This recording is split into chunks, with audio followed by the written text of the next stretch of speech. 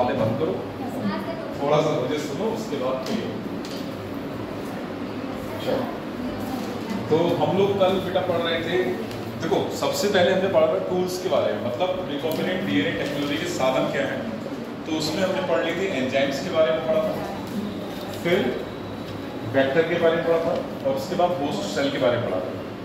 Enzyme में जो main enzyme पढ़ना था हमें वो था रेस्ट्रिक्शन एंजाइम, ठीक है ना। रेस्ट्रिक्शन एंजाइम क्या होता है, जो डीएनए को कुछ विशिष्ट स्थानों पे काटता है और उन स्थलों को बोलते हैं पहचान स्थल, और उन्हीं पहचान स्थल में कुछ विशेष प्रकार की सिमेट्री पाई जाती है जिनको बोलते हैं पैलिंड्रोम, ठीक है ना। तो पैलिंड्रोम क्या होते हैं, हिंदी का शब्द लिख के समझाया था मलयालम, एक और हिंदी का शब्द लिखा था रबर, और उसके बाद एक एग्जाम्पल दिया था रेस्ट्रिक्शन एंजाइम का, और उसको जो मतलब वो रेस्ट्रिक्शन एंजाइम जिस साइट के लिए रिकॉग्नाइज करता है उसका नाम था GATTTC, ठीक है ना। तो ये था पैलिंड्रोम सीक्वेंस। पैलिंड्रोम सीक्वेंस का मतलब है कि अगर हम उसको किसी भी ओरिएंटेशन से पढ़ें, मीन्स फॉरवर्ड डायरेक्शन से पढ़ें या बैकवर्ड डायरेक्शन से पढ़ें, वो सेम पढ़ा जाएगा, ठीक है। जैसे मलयालम फॉर एग्जाम्पल, मलयालम को अगर एक साइड से मतलब अगर फॉरवर्ड डायरेक्शन से पढ़ेंगे या बैकवर्ड डायरेक्शन से पढ़ेंगे तो मलयालम ही पढ़ा जाएगा। अगर रबर को फॉरवर्ड डायरेक्शन या बैकवर्ड डायरेक्शन से पढ़ें तो उन्हें रबर ही पढ़ा जाएगा। तो ऐसे सीक्वेंस डीएनए में भी मिलते हैं जिन्हें क्या बोलते हैं, पैलिंड्रोमिक सीक्वेंस बोलते हैं, सीधे सीधे पैलिंड्रोम बोलते हैं, ठीक है। तो ये था रेस्ट्रिक्शन एंजाइम के बारे में। उसके बाद हमने बात की थी वेक्टर। तो वेक्टर क्या होता है, कैरियर डीएनए होता है।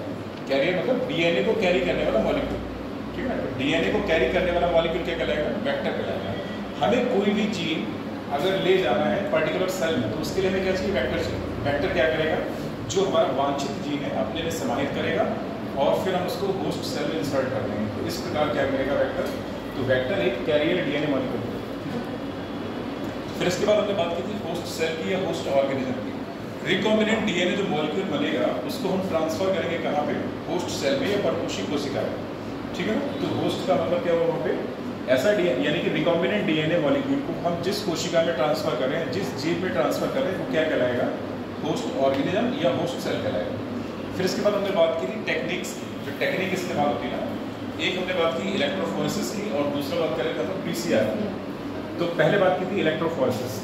तो इलेक्ट्रोफोरेसिस क्या होता है, सेपरेशन ऑफ चार्ज मॉलिक्यूल, ठीक है। और डीएनए पे कैसा चार्ज होता है, निगेटिव चार्ज होता है। तो डीएनए पे जब नेगेटिव चार्ज है तो डीएनए मूव कहाँ पे करेगा, एनोड की तरफ। एनोड पे क्या चार्ज होता है, तो प्लस चार्ज होता है। तो जो जेल इलेक्ट्रोफोरेसिस है ये क्या करती है, जो हमारे चार्ज मॉलिक्यूल है इनका सेपरेशन करती है, ठीक है। तो इलेक्ट्रोफोरेसिस को अगर एक लाइन में याद रखना है तो क्या करोगे, सेपरेशन ऑफ चार्ज मॉलिक्यूल या पार्टिकल, ठीक है, अप्लाइंग इलेक्ट्रिक फील्ड, ठीक है। सेपरेशन ऑफ चार्ज मॉलिक्यूल और एक पार्टिकल अप्लाइंग इलेक्ट्रिक फील्ड, क्योंकि इलेक्ट्रिक फील्ड अगर हम जब तक जनरेट नहीं करेंगे तब तक एनोड और कैथोड का पता नहीं चलेगा, मतलब प्लस और माइनस टर्मिनल पता नहीं चलेगा, ठीक है ना। तो चूंकि डीएनए पे नेगेटिव चार्ज होता है तो डीएनए कहाँ मूव करेगा, पॉजिटिव चार्ज की तरफ मूव करेगा, ठीक है बेटा। तो जेल इलेक्ट्रोफोरेसिस ये समझ में आया ना। और इसमें जो जेल इस्तेमाल होता है उसका नाम होता है एग्रोस जेल, ठीक। फिर एक टेक्निक हमने पढ़ी थी पीसीआर। पीसीआर क्या फुल फॉर्म क्या होता है, polymerase chain reaction, polymerase chain reaction, ठीक है। और ये टेक्निक देने वाले साइंटिस्ट का नाम है कैरी ल्यूइस, अभी लिखाएंगे वो, हम लोगों ने कल साइंटिस्ट का नाम नहीं लिखा है वो लिखाएंगे। तो कैरी ल्यूइस साइंटिस्ट का नाम है जिन्होंने ये टेक्निक दी हमको, पीसीआर टेक्निक। इसमें होता क्या है कि इनविट्रो माध्यम से यानी कि लैबोरेटरी कंडीशन में हम क्या करते हैं, जो हमारा डिजायर्ड जीन है या वांछित जीन है उसकी बहुत सारी कॉपी बनाते हैं, ठीक है। उसकी मल्टीपल कॉपीज बनाते हैं और इस्तेमाल किसका करते हैं, डीएनटीपी का इस्तेमाल करते हैं, आरएनए प्राइमर का इस्तेमाल करते हैं, टेक पॉलीमरेज का इस्तेमाल करते हैं और मैग्नीशियम आयन का इस्तेमाल करते हैं। तो इन सब का इस्तेमाल करते हुए इन विट्रो माध्यम में हम डीएनए की मल्टीपल कॉपीज बनाते हैं। इसी को क्या बोलते हैं, पीसीआर टेक्निक, ठीक है। पीसीआर में एक यंत्र का इस्तेमाल होता है जिसको बोलते हैं थर्मल साइक्लर। पीसीआर में जिस उपकरण का इस्तेमाल होता है उसका नाम है थर्मल साइक्लर, अभी दिखाएंगे, थर्मल साइक्लर इस्तेमाल होगा, ठीक है। टेक्निक किसने दी थी, कैरी ल्यूइस ने दी थी, ठीक है। पीसीआर जो है कितने चरणों में पूरा होता है, तो 3 चरण में पूरा होता है। पहला स्टेप होता है डीनेचुरेशन, दूसरा होता है एनिलिंग और तीसरा होता है एक्सटेंशन। डीनेचुरेशन का मतलब क्या है, सेपरेशन ऑफ डीएनए स्ट्रैंड्स। क्योंकि डीएनए क्या होता है, 2 पॉलीन्यूक्लियोटाइड चेन का बना होता है, तो दोनों पॉलीन्यूक्लियोटाइड चेन आपस में कैसी होती है, गुथी हुई होती है, सीढ़ी नुमा जैसे ना स्पाइरल बनाती है।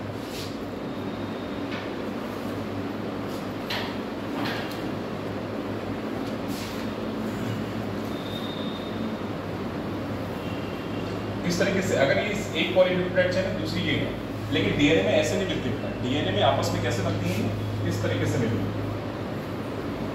ठीक है ना। तो डीएनए में दो पॉलीन्यूक्लियोटाइड चेन होती है, तो किस तरीके से आपस में गुथी हुई होती है, ठीक है। तो ये दोनों स्ट्रैंड जब आपस में सेपरेट हो जाएंगे, अगर हम इनको डीनेचर करेंगे तो कैसे बनेंगे, इस तरीके से खुल जाएंगे आपस में। तो ये प्रोसेस क्या कहला रही है, डीनेचुरेशन कहलाती है। एक प्रोसेस होती है एनिलिंग की।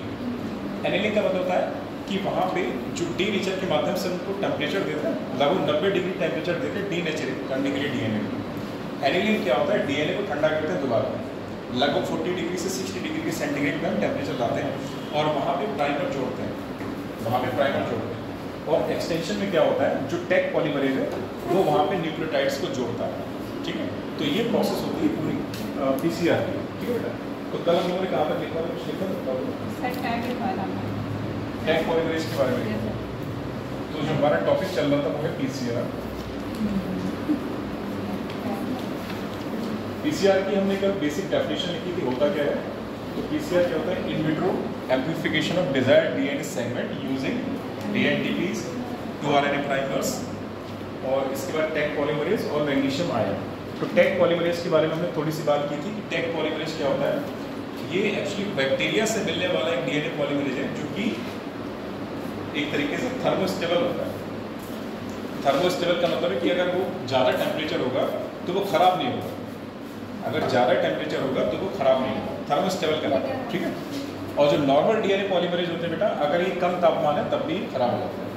तो जो पीसीआर में जो हम डीएनए पॉलीमरेज इस्तेमाल करते हैं उसका नाम क्या है, टेक पॉलीमरेज। और वहाँ पे TAQ, T फॉर क्या होता है, थर्मस, AQ होता है एक्वेटिकस। तो थर्मस एक्वेटिकस एक बैक्टीरिया है जो कि गर्म झरनों में रहता है, और उसी से हम ये टैग पॉलीमरेज निकालते हैं, जो कि हाई डिग्री टेम्परेचर पे भी क्या होता है, खराब नहीं होता, ठीक है। इसीलिए इसको टैग पॉलीमरेज बोलते हैं। उसके बाद लिखो बेटा पैराग्राफ बदल के लिखो।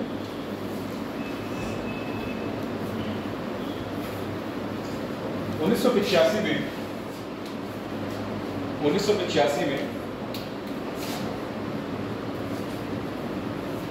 कैरी म्यूलिस, 1985 में कैरी म्यूलिस नामक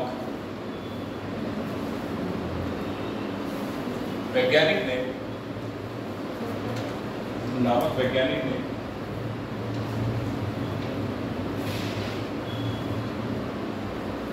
पीसीआर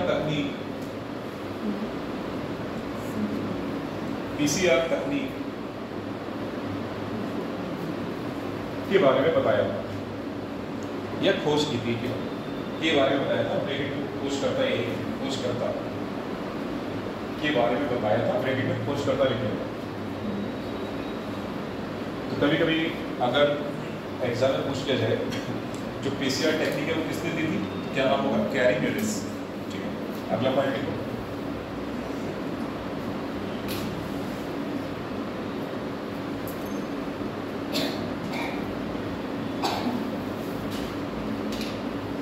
पीसीआर टेक्निक में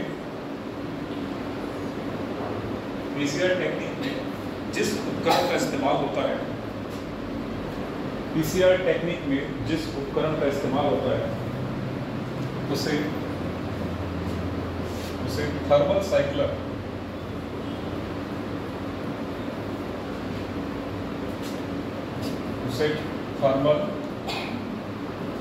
साइक्लर कहते हैं।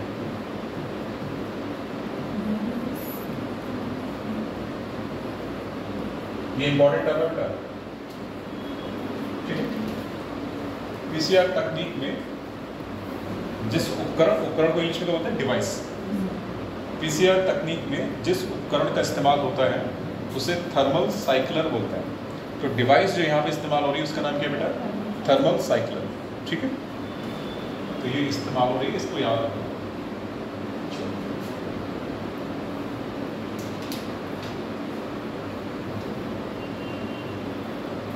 छोटा सा लिखो, स्टेप्स इन पीसीआर टेक्नोलॉजी, यानी कि पीसीआर तकनीक है उसमें चरण क्या क्या होगा। स्टेप्स इन पीसीआर टेक्नोलॉजी,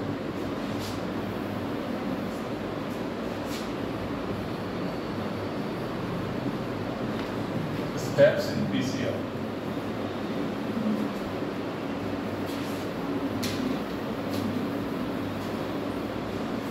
देखो बेटा, पहले तीनों के नाम लिखते हैं हम लोग। यहाँ पे 3 स्टेप होते हैं।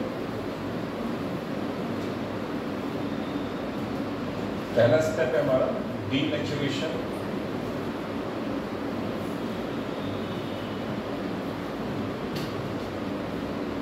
ठीक है, यहीं पे एक बात लिख लो, क्योंकि हम सारे स्टेप यहाँ पे नहीं, सबकी डिटेलिंग नहीं लिखेंगे, थोड़ा थोड़ा है जो हमें पढ़ना है।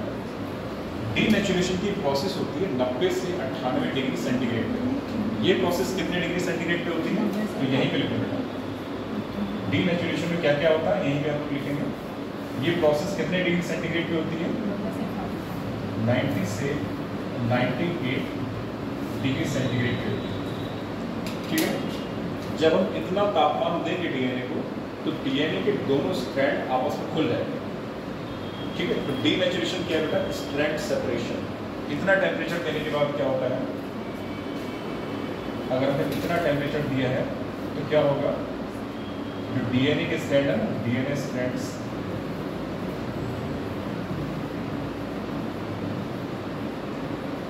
गेट सेपरेटेड, अलग हो जाते हैं, सेपरेटेड। ठीक है ना, अगर हम इसको इतना तापमान देंगे डीएनए को, तो डीएनए के दोनों स्ट्रैंड आपस में क्या होगा, अलग हो जाएंगे। ठीक है, बात समझ आ रही है बेटा। अगर हम डीएनए को 90 से 98 डिग्री सेंटीग्रेड तापमान देंगे, तो डीएनए के दोनों स्ट्रैंड आपस में अलग हो जाएंगे। ठीक है, फॉर एग्जांपल समझने के लिए बेटा बना लो केवल, कैसे सब अलग होते हैं। जैसे ये माना हमारा कोई डीएनए, ठीक है, फॉर एग्जांपल ये डीएनए है हमारा। ठीक है, हमने इसको कितना तापमान दिया, हम इसको दे रहे हैं 90 से 98 डिग्री सेंटीग्रेड तापमान दे रहे हैं। ठीक है, तो डीएनए के दोनों स्ट्रैंड क्या होंगे, आपस में अलग हो गए इस तरीके से। ये क्या हो गया, यहाँ पे लिखो सेपरेशन, स्ट्रैंड सेपरेशन।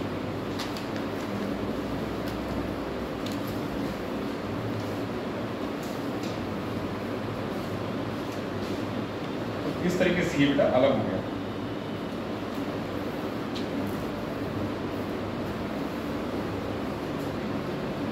जरा बनाओ समझने के लिए, इतना लिख लो और बनाओ।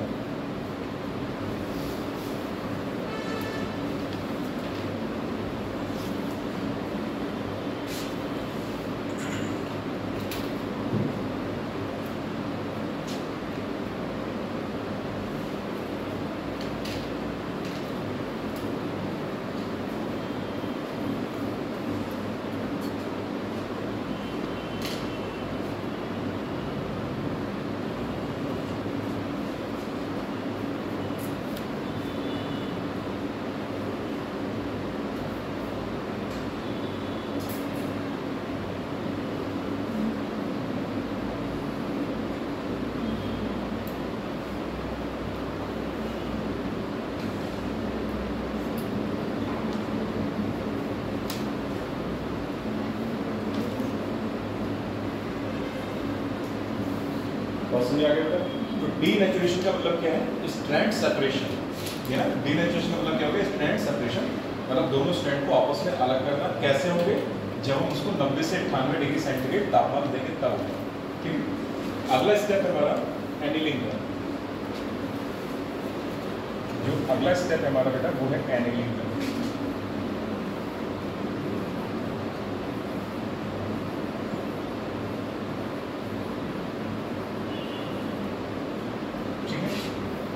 इसमें यहीं पे हम लोग थोड़ा सा लिख लेंगे इसमें।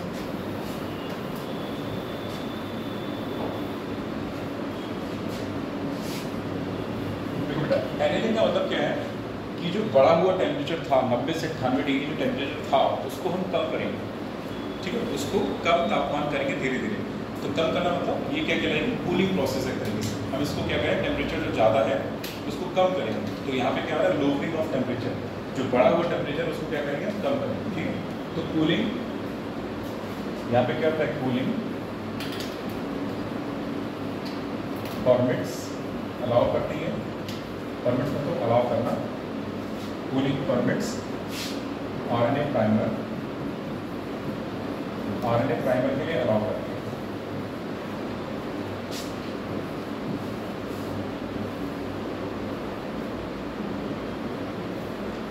get attached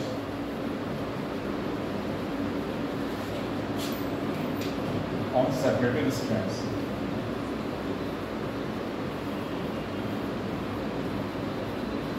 मतलब क्या हुआ इसका कि जो बढ़ा हुआ तापमान है उसको कम करेंगे तो क्या होगा, आरएनए प्राइमर दोनों स्ट्रैंड से जुड़ेगा, ठीक है ना। बढ़ा हुआ तापमान कम करेंगे तो आरएनए प्राइमर है वो क्या होगा, दोनों स्ट्रैंड से जुड़ेगा, ठीक है, बाइंड करेगा। तो यहाँ पे इसमें लिख लो आरएनए प्राइमर दोनों स्ट्रैंड से बाइंड करता है या जुड़ता है। आरएनए प्राइमर दोनों टेम्पलेट बन जाएंगे ना, दोनों टेम्पलेट स्ट्रैंड से जुड़ता है, दोनों टेम्पलेट स्ट्रैंड्स टेम्पलेट स्ट्रैंड से जुड़ता है। इसका मतलब ये हो गया, ठीक है, इसका मतलब ये हो गया आरएनए प्राइमर दोनों टेम्पलेट स्ट्रैंड से जुड़ता है, ठीक है। तो cooling permits RNA primer to get attached on separated strands, ठीक। हिंदी में लिख लेना समझने के लिए, आरएनए प्राइमर दोनों टेम्पलेट स्ट्रैंड से जुड़ेगा यहाँ।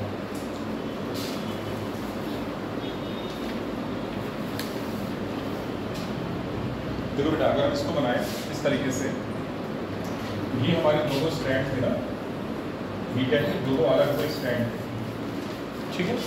तो ये दोनों अलग हुए स्ट्रैंड थे, ये न्यूक्लियोटाइड है बेटा, ये नाइट्रोजनस बेसिस दिखा दिया इस तरीके से।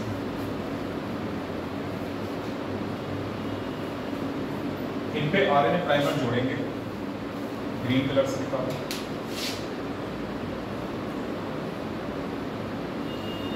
ये आरएनए प्राइमर यहाँ जोड़ेगा,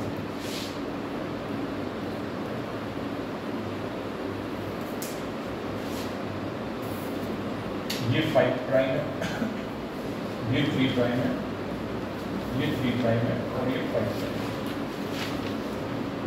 तो ये क्या बेटा, ये आरएनए प्राइमर,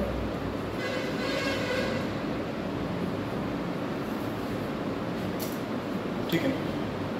और ये जो प्रोसेस है एनिलिंग की, ये होती है 40 से 60 डिग्री टेम्परेचर पे होती है।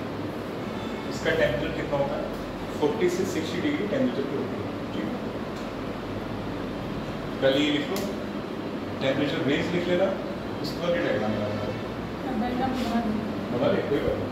पहले लिख लो टेम्परेचर रेंज लिख लेना कितनी है, फिर ये छोटा सा डायग्राम बनाओ।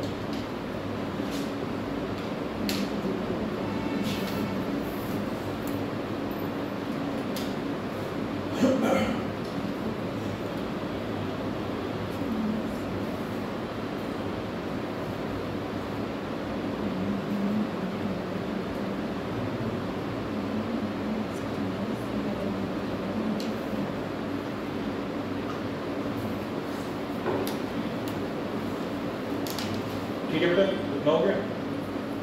अगला स्टेप है हमारा एक्सटेंशन का। तीसरा स्टेप हमारा एक्सटेंशन का।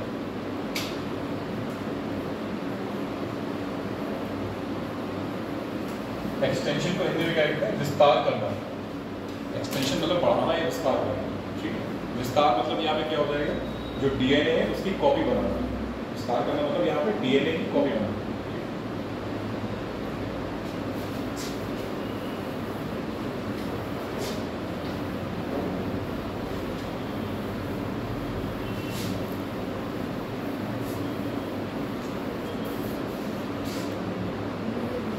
उसको हिंदी में लिख लो विस्तार करना। विस्तार करना मतलब क्या हो जाएगा, डीएनए की कॉपी बनाना, ठीक है। तो इसमें लिख लो। और हाँ, ये जो प्रोसेस होती है वो कितने डिग्री टेम्परेचर पे हो रही है, जो एक्सटेंशन होता है ये 70 से लेके 75 डिग्री सेंटीग्रेड पे होता है। जो एक्सटेंशन की प्रोसेस है उसके लिए टेम्परेचर रेंज क्या है बेटा, 70 से लेके 75 डिग्री सेंटीग्रेड की टेम्परेचर की रेंज है इसके एक्सटेंशन की, ठीक है।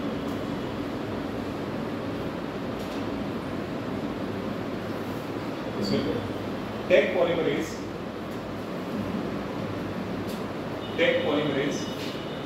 TNTPs, टेक पॉलीमरेज, ये टैग पॉलीमरेज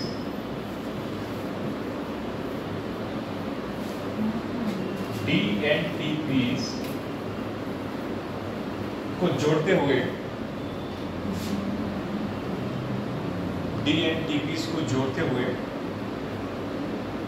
प्राइमर का विस्तार करता है।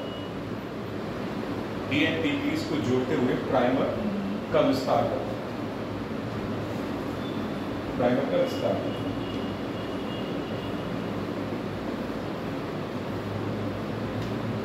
ठीक है बेटा, तो तीनों स्टेप में पता चला क्या क्या होगा। डीनेचुरेशन में क्या है, स्ट्रेट सेपरेशन। एनिलिंग में क्या है, टेम्परेचर कम होगा और क्या जुड़ेगा, आरएनए प्राइमर जुड़ेगा। और इसमें क्या है, एक्सटेंशन में टैग पॉलीमरेज DNTPs को जोड़ते हुए आरएनए प्राइमर का विस्तार करें। तो तीनों स्टेप में जो मेन काम हो रहा है पता चल गया। टेम्परेचर रेंज कितनी है पता चल गया। डीनेचुरेशन में जो टेम्परेचर की रेंज है वो कितना है, 90 से 98 डिग्री सेंटीग्रेड है। एनिलिंग में टेम्परेचर की रेंज कितना है, 40 से 60 डिग्री टेम्परेचर है। और एक्सटेंशन में टेम्परेचर कितना है, 70 से 75 डिग्री। ये टेम्परेचर रेंज है यहाँ, ठीक है, नोट करके लिखो बेटा, नोट करके लिखो। डीनेचुरेशन, एनिलिंग, डीनेचुरेशन, एनिलिंग तथा एक्सटेंशन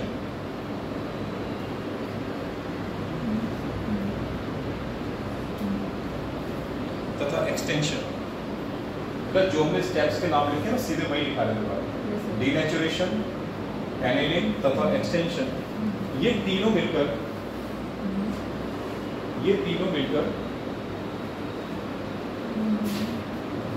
एक कंप्लीट साइकिल बनाते हैं। ये तीनों मिलकर एक कंप्लीट साइकिल बनाते हैं।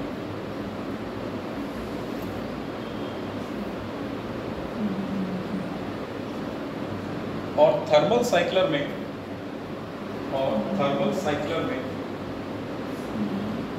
थर्मल साइक्लर जो डिवाइस है ना उसका, और थर्मल साइक्लर में ऐसी कई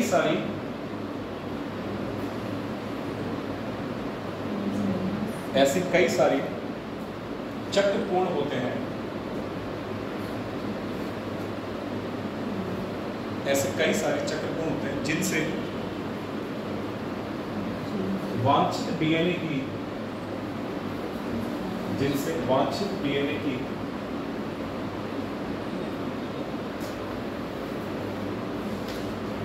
लाखों प्रतियां बनती हैं।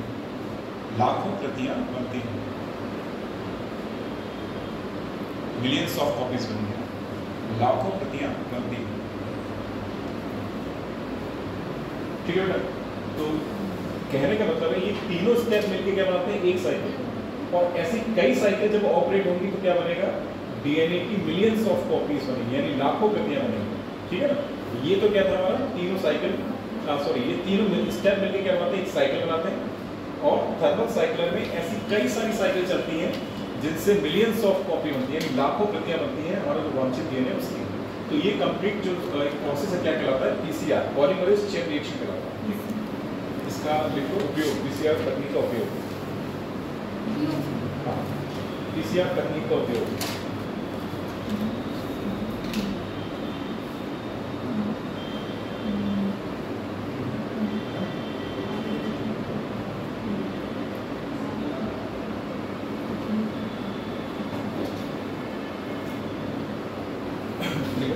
पीसीआर तकनीक का उपयोग डीएनए फिंगरप्रिंटिंग में किया जाता है। पीसीआर तकनीक का उपयोग डीएनए फिंगरप्रिंटिंग में किया जाता है। डीएनए फिंगरप्रिंटिंग में किया जाता है तथा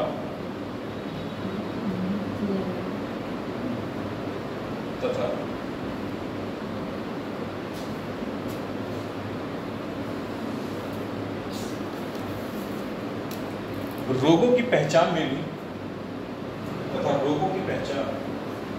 भी इसका इस्तेमाल होता है। तथा रोगों की पहचान में भी इसका इस्तेमाल होता है।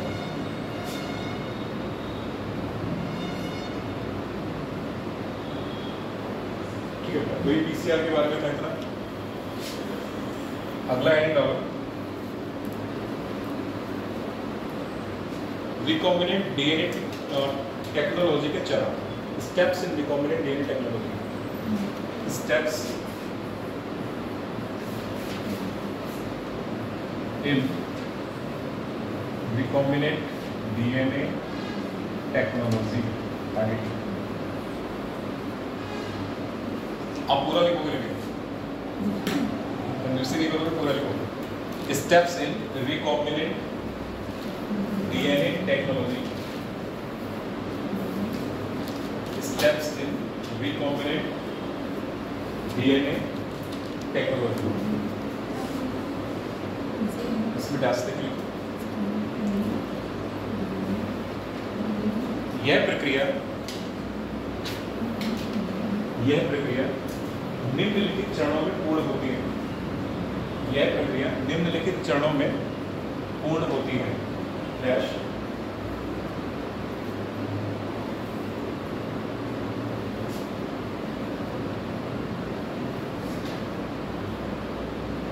देखो, इसमें पहला स्टेप क्या है हमारा? Isolation of genetic material, isolation of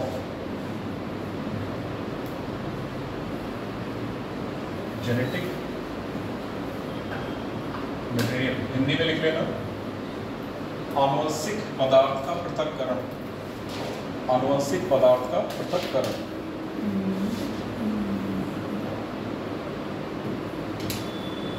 अगला स्टेप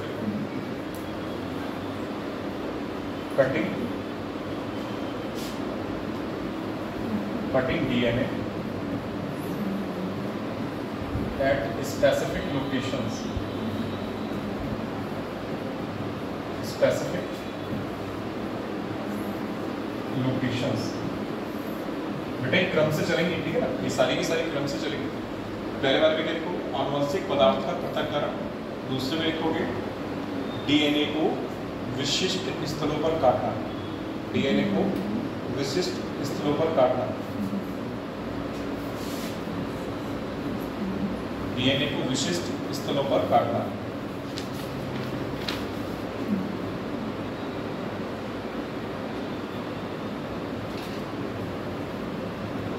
अगला स्टेप क्या होगा? सेपरेशन ऑफ डीएनए फ्रेगमेंट्स,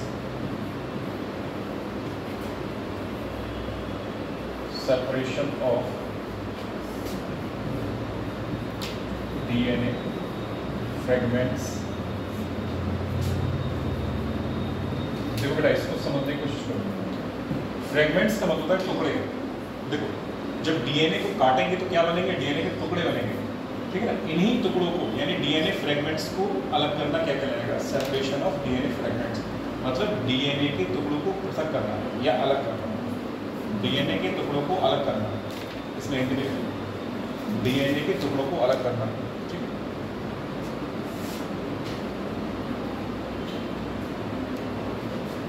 अगला स्टेप है amplification of desired gene of interest, desired gene of the capital gene of interest।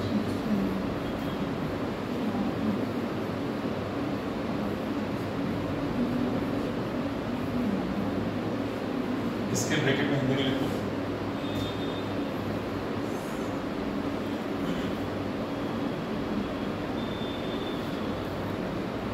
वांछित जीन की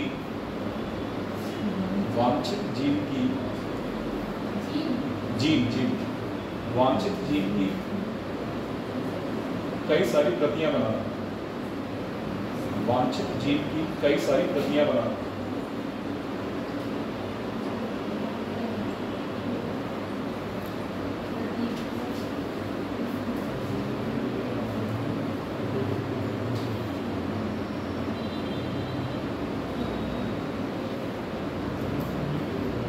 ठीक है बेटा।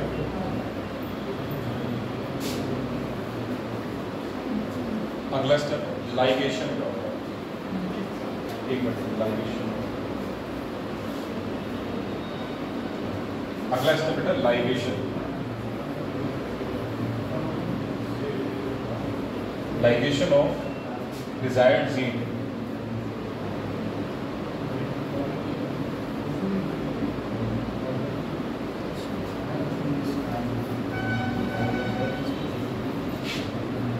इनटू वेक्टर, ब्रैकेट में हिंदी में लिखो, संवाहक में वांछित जीन को जोड़ना, संवाहक में वांछित जीन को जोड़ना,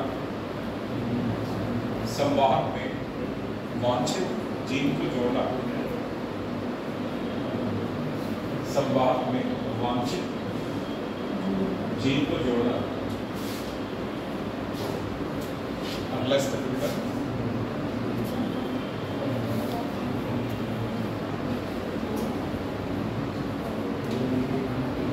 obtaining foreign gene product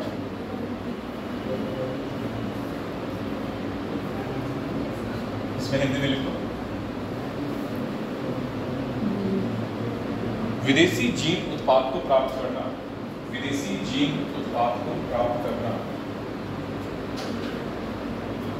विदेशी जीन उत्पाद को प्राप्त करना।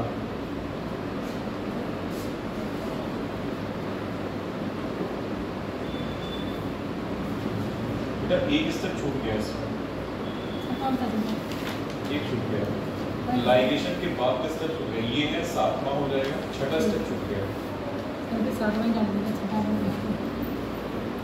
बेटा ये वाला स्टेप क्या है, ये 7वां हो गया, ठीक है। तो इसकी जगह स्टेप छूटे हैं, इसको बेटा 7वां लिखोगे आप। अगर कॉपी में कटिंग कर रहे हो तो ठीक है, उसको काट के सही करना, लेकिन रहेगा कम से, ठीक है। तो ये बेटा 7वां है। 6ठा स्टेप हमारा यहाँ पे आएगा, insertion of recombinant DNA, recombinant DNA into suitable host। ये बेटा 6ठा स्टेप, तो पहले 6ठा लिखोगे फिर 7वां लिखोगे, और 6ठे वाले स्टेप की हिंदी क्या होगी जरा इसको यहाँ देखो। परपोषी कोशिका में रिकॉम्बिनेंट डीएनए को स्थापित करना, परपोषी कोशिका में रिकॉम्बिनेंट डीएनए को स्थापित करना, परपोषी कोशिका में रिकॉम्बिनेंट डीएनए को स्थापित करना या प्रवेश कराना। देखिए परपोषी कोशिका में रिकॉम्बिनेंट डीएनए को स्थापित करना या प्रवेश करना, ठीक है बेटा। 7वां स्टेप हमारा ये है, ऑब्टेनिंग फॉरेन जीन प्रोडक्ट, विदेशी जीन उत्पाद को प्राप्त करना, ठीक है। 8वां स्टेप हमारा जो है वो है डाउन स्ट्रीमिंग का,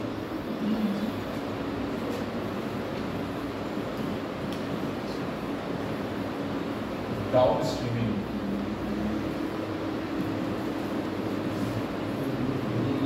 बस इसको एक लाइन में समझो, ये होता है क्या डाउन स्ट्रीमिंग। जो भी हमारा जो जीन प्रोडक्ट बना है, मतलब प्रोटीन बनी है, इसको क्या करेंगे हम आइसोलेट करेंगे, मतलब अलग करेंगे और मार्केट में इसको बेचेंगे, ये क्या कहलाएगा डाउन स्ट्रीमिंग कहलाएगा, ठीक है। अभी इसमें लिखना नहीं लिखा, डाउन स्ट्रीमिंग क्या कहलाता है, जो भी जीन प्रोडक्ट बना है, जीन प्रोडक्ट क्या होगा, प्रोटीन होगी, जो भी प्रोटीन बनेगी उसको अलग करेंगे, सेपरेट करेंगे, ठीक है, और उसको प्रोसेस करेंगे, प्रोसेस करने के बाद उसको मार्केट में बेचेंगे, ये क्या कहलाएगा डाउन स्ट्रीमिंग कहलाता है। अलग करेंगे, ठीक है, प्रोसेस करेंगे मतलब पैकिंग करेंगे और उसको कहाँ करेंगे, मार्केट में बेच देंगे, ये कहलाएगा डाउन स्ट्रीमिंग कहलाता है, ठीक है। तो ये बेटा इतने स्टेप हो गए, स्टेप को क्रम से याद रखना। पहला स्टेप क्या है, मैं लिखा डाउन स्ट्रीमिंग वाले, डाउन स्ट्रीमिंग लिखा दूंगा। Isolation of genetic material, cutting DNA at a specific location, separation of DNA fragments, amplification of desired gene, ligation of desired gene into vector। फिर 6वां हमारा ये था, insertion of recombinant DNA into suitable host। फिर 7वां है obtaining foreign gene product और 8वां है downstreaming। जरा यहाँ ध्यान दो बेटा, separation of DNA fragments कैसे अलग करेंगे? Through gel electrophoresis. यहाँ पे इस्तेमाल करेंगे जेल इलेक्ट्रोफोरेसिस। तो यहाँ होगा जेल इलेक्ट्रोफोरेसिस का इस्तेमाल होगा। जेल इलेक्ट्रोफोरेसिस का इस्तेमाल यहाँ होगा। ठीक है, मतलब क्या होगा इसका? Separation of charged DNA molecule applying electric field, क्या कहलाएगा? Gel electrophoresis. तो जो डीएनए का सेपरेशन करेंगे वो कैसे करेंगे? जेल इलेक्ट्रोफोरेसिस के माध्यम से। पीसीआर कहाँ इस्तेमाल होगी? ये यहाँ पे इस्तेमाल होगी। एम्प्लीफिकेशन ऑफ डिजायर्ड जीन, तो पीसीआर कहाँ इस्तेमाल होगी? यहाँ पे इस्तेमाल होगी। यहाँ पे पीसीआर टेक्निक इस्तेमाल होगी।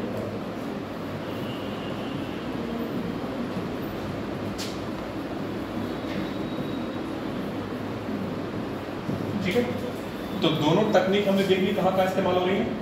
जब सेपरेट करेंगे डीएनए फ्रेगमेंट को तो जेल इलेक्ट्रोफोरेसिस इस्तेमाल होगी, और जब हम डिजायर्ड जीन को एम्पलीफाई करेंगे तो पीसीआर टेक्निक इस्तेमाल करेंगे। ठीक है ना?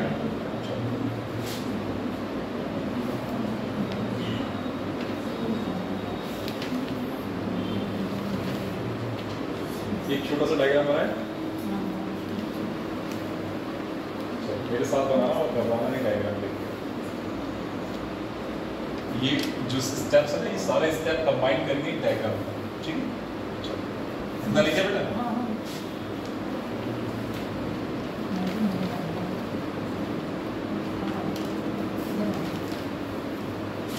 तो हम लोग जो बात कर रहे हैं वो है हमारा RDT, रिकॉम्बिनेंट डीएनए टेक्नोलॉजी। ठीक है, बनाओ बेटा, साथ में बनाओ, साथ में बनाना है।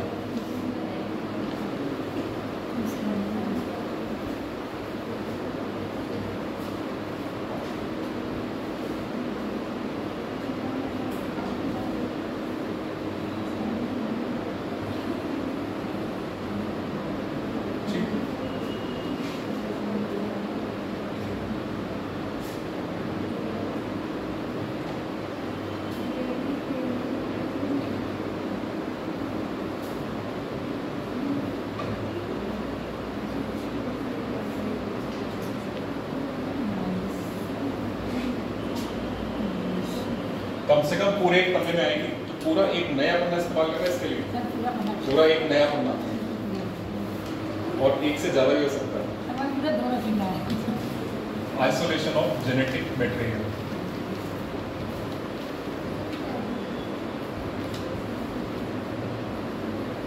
कैसे अलग करते हैं?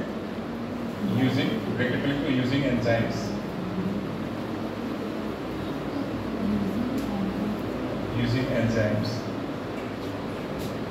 yes, chitinase, ये इसके आगे का ही है, chitinase, lipase, it is isolation करेंगे। ठीक है बेटा?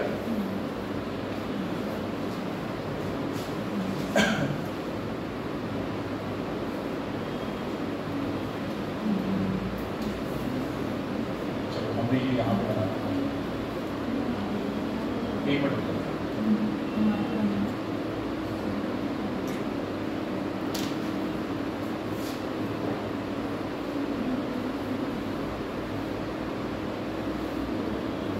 यहाँ पे बना, और ये इसका अपना जेनेटिक मटेरियल। फिर क्या करा, ये वाला हमने यहाँ से इसको निकाला, जो ये वाला पार्ट है ना, इसको यहाँ पे निकाला।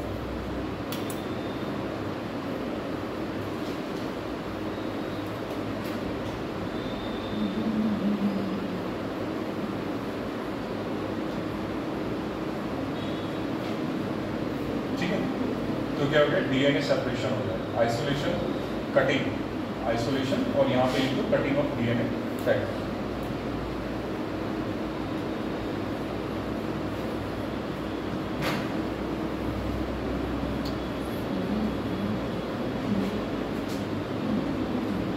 कैसे काटेंगे? रेस्ट्रिक्शन एंजाइम के द्वारा, रेस्ट्रिक्शन एंजाइम के द्वारा।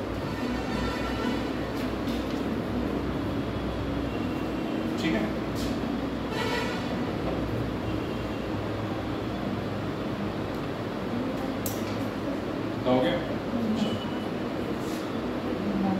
बेटा हम लोग का इतना लिख दिया ना, इसी के साथ में इतना लिख दिया ना सब तक, इसको थोड़ा सा मिटाऊं मैं अभी। चलो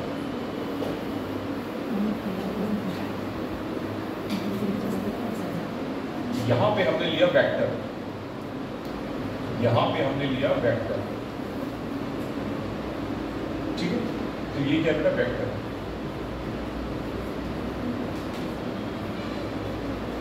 वेक्टर में भी क्या करेंगे कट लगाएंगे, तो इसको कौन काटेगा, रेस्ट्रिक्शन एंजाइम काटेगा। तो यहाँ पे क्या करेंगे रेस्ट्रिक्शन एंजाइम, इस तरीके से यहाँ पे कट लगाएंगे ऐसे करके, इसका इस्तेमाल करेंगे रेस्ट्रिक्शन एंजाइम, RE शॉर्ट में लिख दिया हमने, रेस्ट्रिक्शन एंजाइम क्या करेगा, इसमें कट लगाएगा, ठीक, कट लगाएगा। ये वेक्टर क्या होगा, इस तरीके से आ जाएगा,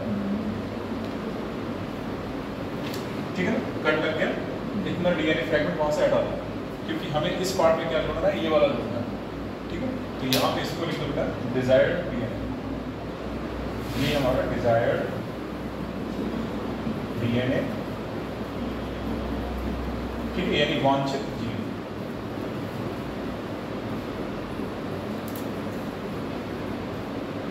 ठीक है।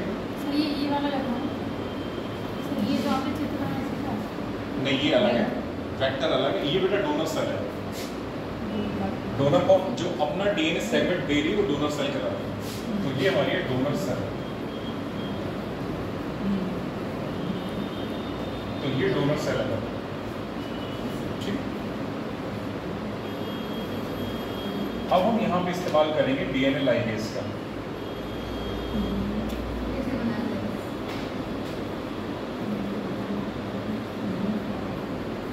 डीएनए लाइगेज का इस्तेमाल करेंगे, ठीक है बेटा। तो डीएनए लाइगेज क्या करेगा, जो ये डीएनए टुकड़े हैं ना इसको जोड़ेगा इसमें, जोड़ते हैं कैसे जोड़ते हैं,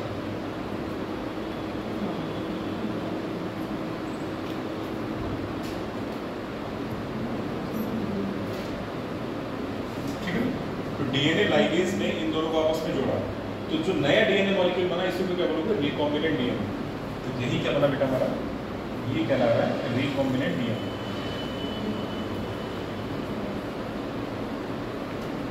इसका एक नाम और है, याद रखना, इसको काइमेरिक डीएनए बोलते हैं,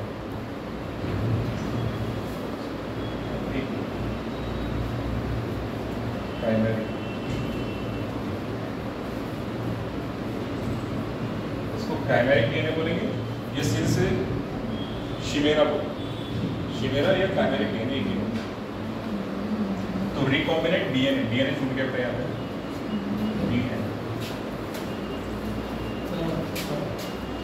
तो इसी को बोलेंगे रिकॉम्बिनेंट डीएनए या काइमेरिक डीएनए, ठीक है।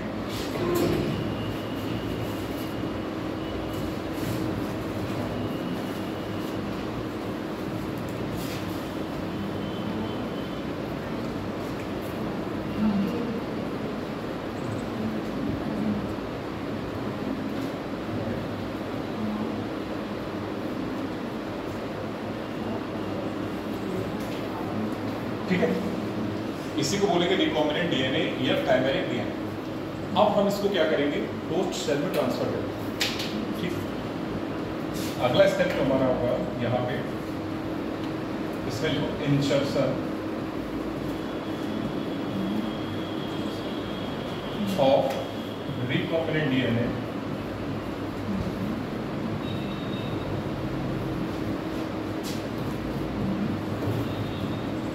into host cell,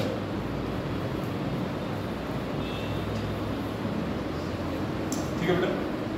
तो हमारा होस्ट सेल माना हमने ये ले लिया, तो होस्ट सेल हमारा ये है, यहाँ पर,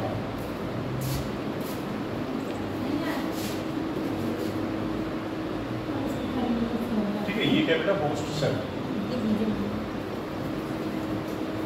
और जो कि क्या है ई कोलाई, ई कोलाई ले लिया, ठीक है, ई कोलाई ले लिया, और ये यहाँ पे आएगा। अब हम इसमें क्या करेंगे, इसको इंसर्ट कराएंगे रिकॉम्बिनेंट डीएनए को,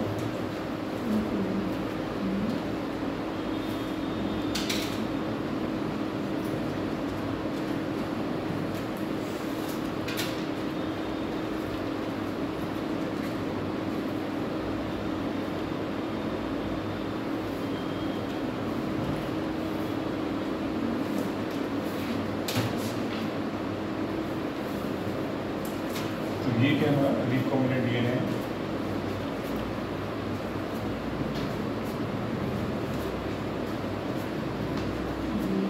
और ये भी हमारी होस्ट सेल है।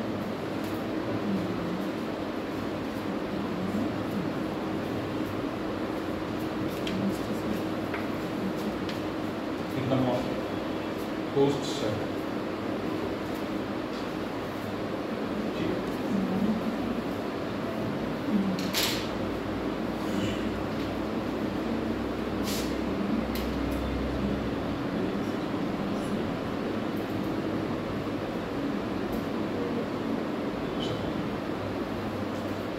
इसके बाद क्या होगा, जो रिकॉम्बिनेंट डीएनए है ये मल्टीप्लाई करेगा, मतलब अपनी कई सारी कॉपी बनाएगा। इसी होस्ट सेल में क्या होगा, ये जो रिकॉम्बिनेंट डीएनए मल्टीप्लाई करेगा, मतलब अपनी कई सारी कॉपी बनाएगा।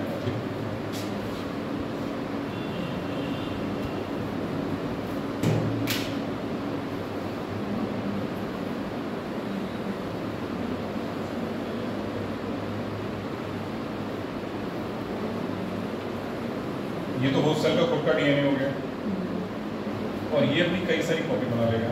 तो यहाँ पे हम लोग 2 कॉपी दिखा देंगे इस तरीके से, या 2 से ज़्यादा दिखा देंगे।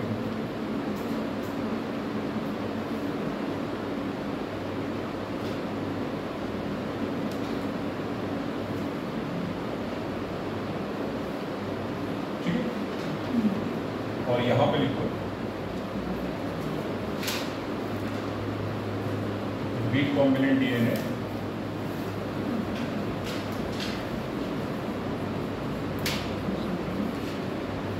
मल्टीप्लाई एप्लीकेशन या मल्टीप्लाई रेप्लिकेट्स, कई सारी कॉपी बन गई। ठीक है, तो जो ये जीन बता दो, जीन क्या होता है बेटा, डीएनए होता है। जीन क्या है, डीएनए, और डीएनए से पहले क्या बनेगा, आरएनए बनेगा, और आरएनए से क्या बनेगा, प्रोटीन बनेगा। तो हम सीधे सीधे कहते हैं कि डीएनए से प्रोटीन बनेगी, यानी जीन क्या कर रहा है, प्रोटीन बना रहा है। तो यही जीन क्या बनाएगा, अपने भी प्रोटीन बनाएगा। तो वो कैसा दिखा दोगे प्रोटीन, यहाँ पे ग्रीन कलर से दिखा, ये प्रोटीन बनाएगा। तो जो हमारा डिजायर्ड डीएनए था, या उसको फॉरेन डीएनए बोलो, तो जो फॉरेन डीएनए जो प्रोटीन बनाएगा उसी को क्या बोलेंगे, फॉरेन जीन प्रोडक्ट। तो ये क्या बना बेटा हमारा, फॉरेन जीन प्रोडक्ट। तो ये जो बन रहा है हमारा, ये है foreign gene product, foreign gene product. और जो प्रोडक्ट है वो क्या है, प्रोटीन, ब्रैकेट में लिखो प्रोटीन, क्योंकि जीन क्या बनाता है, कोई भी जीन, हमेशा याद रखना, कोई भी जीन से क्या बन रही है, प्रोटीन बनती है। प्रोटीन कैसे बनेगी, जीन क्या है, डीएनए, डीएनए से आरएनए, आरएनए से क्या बनेगा, प्रोटीन। तो डीन से प्रोटीन बनेगा, तो फॉरेन जीन प्रोडक्ट मिल गया। अब इसके बाद की जो प्रोसेस होगी अगली, वो है बेटा हमारी डाउन स्ट्रीमिंग की प्रोसेस। तो यहाँ पे जो लास्ट स्टेप होगा वो है डाउन स्ट्रीमिंग। अब यहाँ पे डाउन स्ट्रीमिंग के बारे में लिखना, यहाँ पे डाउन स्ट्रीमिंग के बारे में लिखना।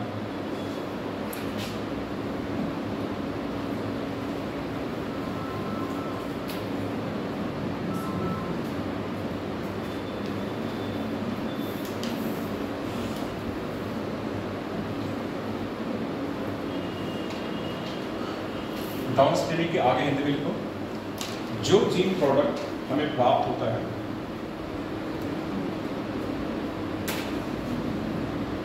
जो जीन प्रोडक्ट हमें प्राप्त होता है उसका पृथक्करण,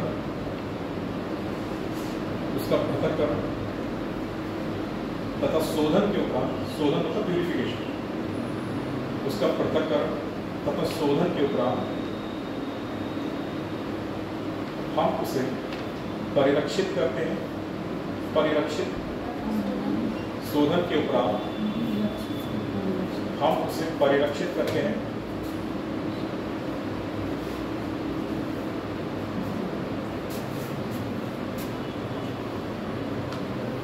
और उसे बाजार में विक्रय के लिए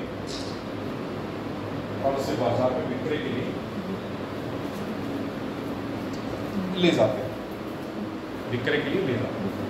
तो ये कहलाता है डाउन स्ट्रीमिंग, बाजार में बिकने के लिए ले जाते हैं।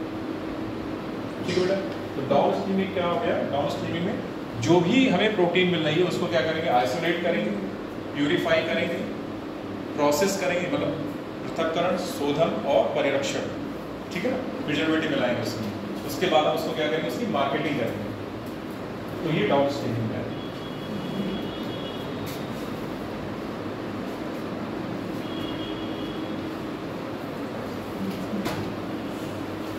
छोटा साइड करो, बायोरिएक्टर। बायोरिएक्टर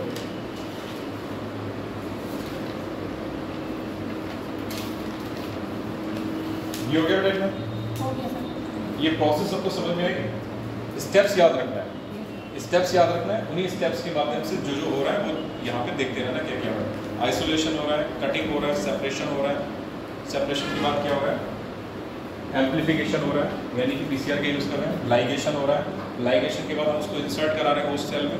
उसके बाद इंसर्ट कराने के बाद फॉरेजिंग प्रोडक्ट मिलता है, और फॉरेजिंग प्रोडक्ट मिलने के बाद उसकी क्या करते हैं? डाउन स्ट्रीमिंग करते हैं, ठीक है, यानी कि मार्केट में ले जाते हैं। ठीक, तो ये प्रोसेस याद रखना है। अगला है बायोरिएक्टर। बायोरिएक्टर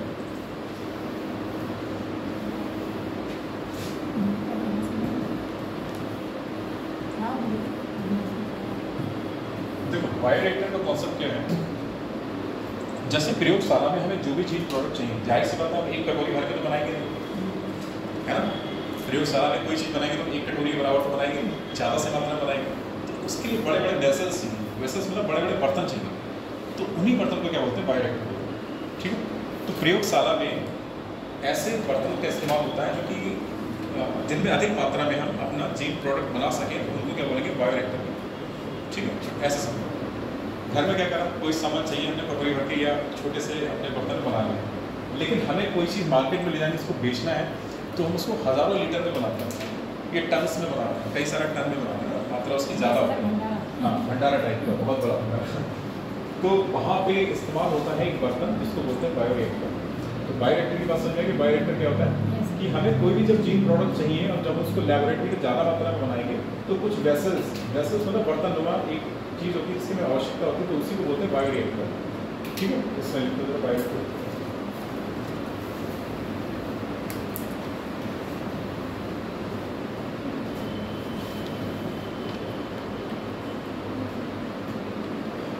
जीन उत्पादों को अधिक मात्रा में प्राप्त करने के लिए, जीन उत्पादों को अधिक मात्रा में प्राप्त करने के लिए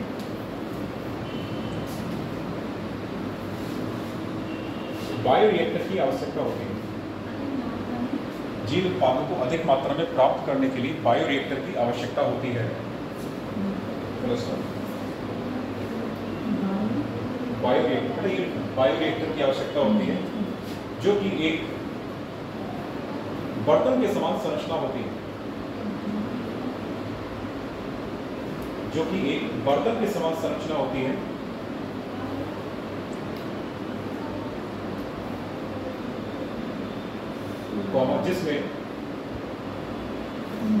जिसमें सूक्ष्म जीवों, पौधों,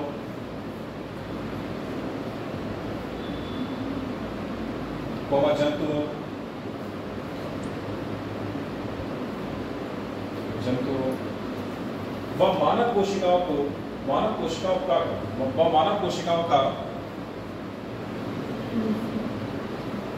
कोशिकाओं का उपयोग करते हुए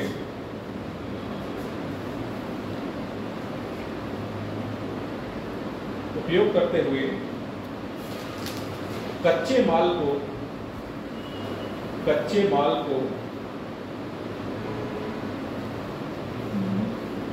माल को जैविक रूप से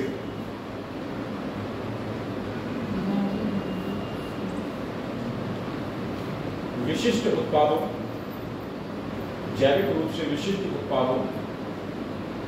जैसे एंजाइम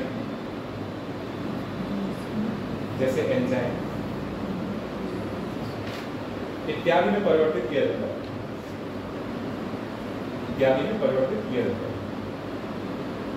तो इसका पैरा का मतलब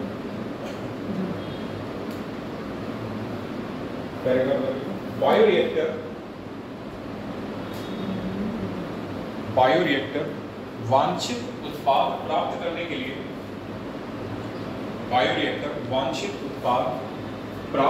के लिए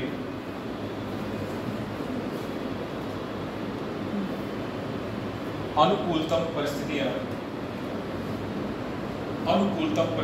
उपलब्ध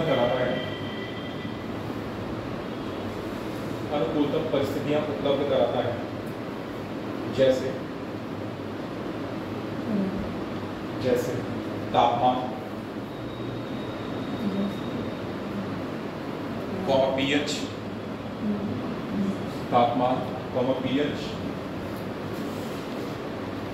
लवण, विटामिन,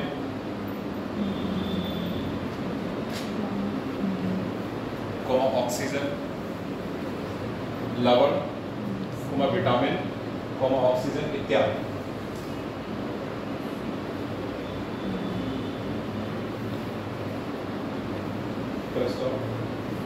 जो बायोरिएक्टर सर्वाधिक प्रयोग में लाया जाता है,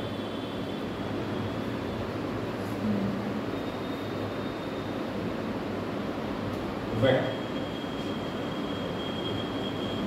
विलोडन प्रकार का है।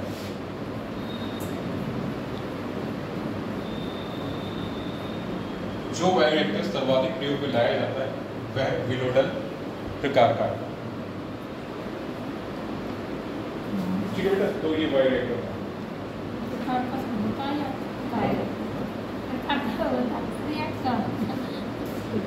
दो होते हैं, एक हॉर्स बायोरिएक्टर होता है और एक स्टरिंग कोई विलोडक बायोरिएक्टर भी होता है। तो जो सर्वाधिक उपयोग में लाया जाता है वो विलोडक या विलोडक प्रकार का होता है। तो ये था बायोटेक के बारे में जो हमने पढ़ा। टूल्स क्या होते हैं, टेक्निक क्या होती है और रिकॉम्बिनेंट डीएनए के स्टेप्स क्या होते हैं। तो इसको हमने 3 पार्ट में पढ़ा है पूरे चैप्टर को, टूल्स, टेक्निक और स्टेप्स। टूल्स में फिर से याद रखना है एंजाइम, वेक्टर, होस्ट।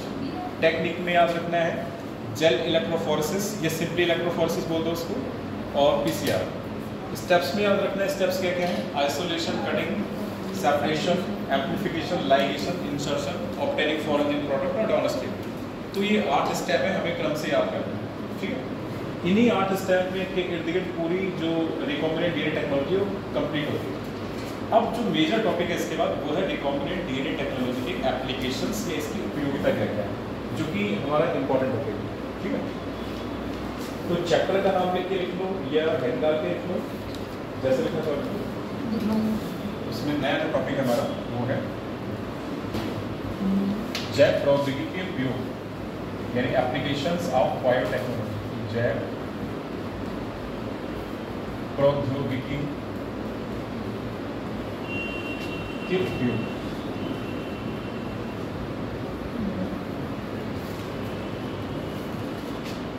इसको नया चैप्टर डाल के लिख लो या अभी हेडिंग डाल के लिख लो, ठीक है, जैसे इच्छा वैसे।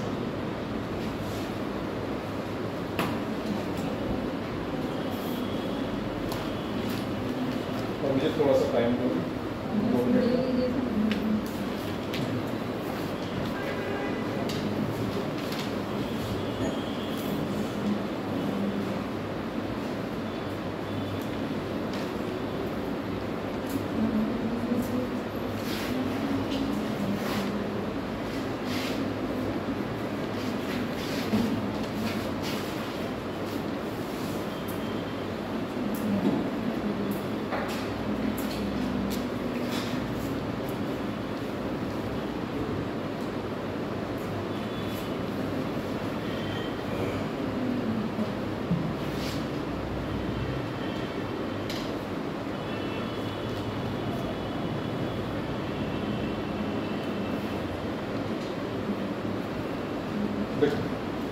अगर हम बायोटेक की इस्तेमाल करें तो इसके अगर एप्लीकेशंस देखें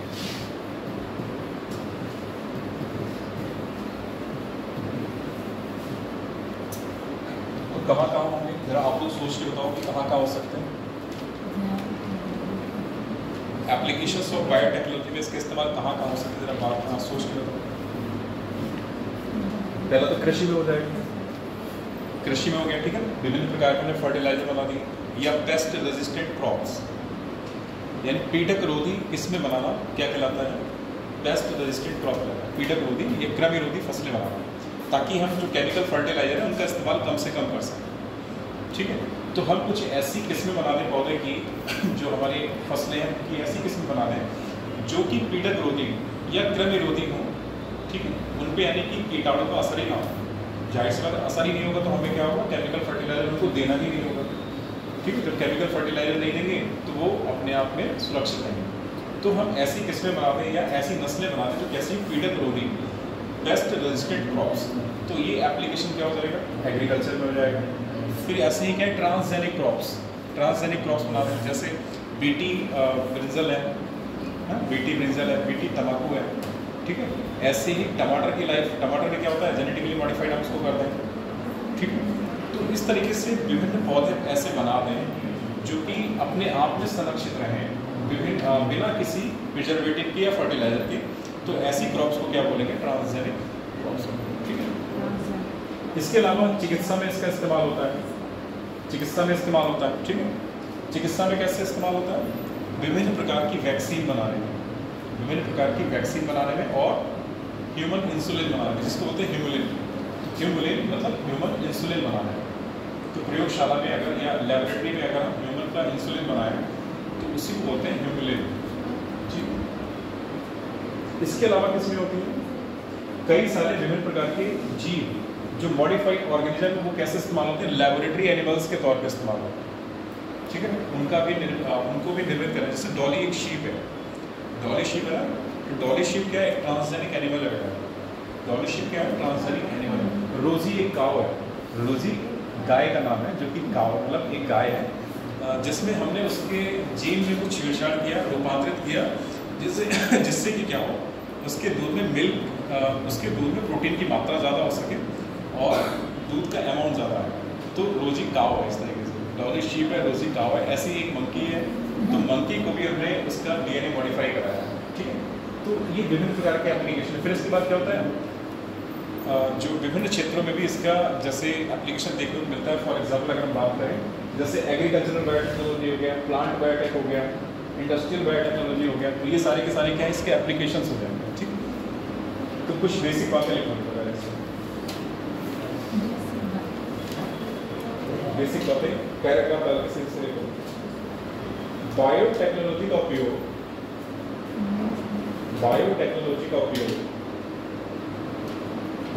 चिकित्सा शास्त्र यानी मेडिसिन, बायोटेक्नोलॉजी का उपयोग चिकित्सा शास्त्र, निदान सूचक, निदान सूचक, इस तरीके से निदान सूचक का मतलब डायग्नोसिस, डायग्नोस करना बीमारियों को, डायग्नोस्टिक्स में।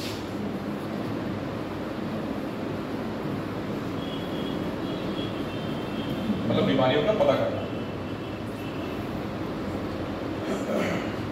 चिकित्सा शास्त्र को निदान सूचक, कृषि में, कृषि में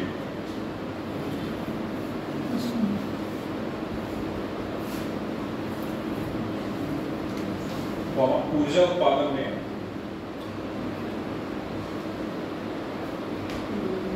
ऊर्जा उत्पादन में तथा जैव सुधार में, जैव सुधार में हो रहा है।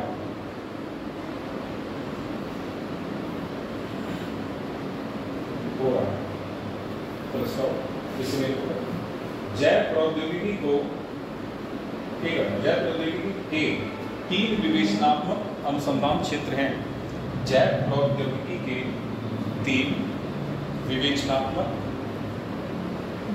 अनुसंधान क्षेत्र हैं डैश, 3 विवेचनात्मक अनुसंधान क्षेत्र हैं डैश। नंबर 1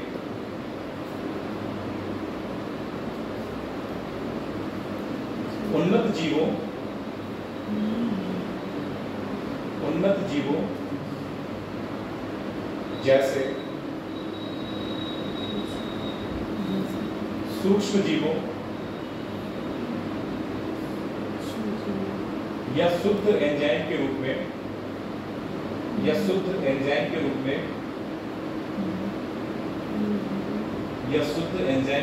में सर्वोत्तम उत्प्रेरक का निर्माण करना।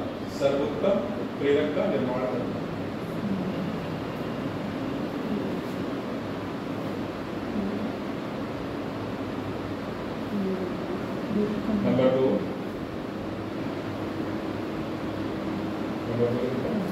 उत्प्रेरक के कार्य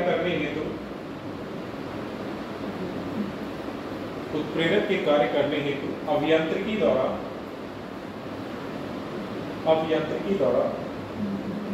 सर्वोत्तम परिस्थितियों का निर्माण करना।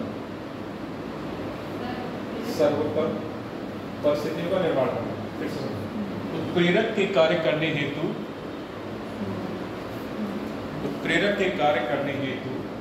अभियांत्रिकी द्वारा सर्वोत्तम परिस्थितियों का निर्माण करना। इस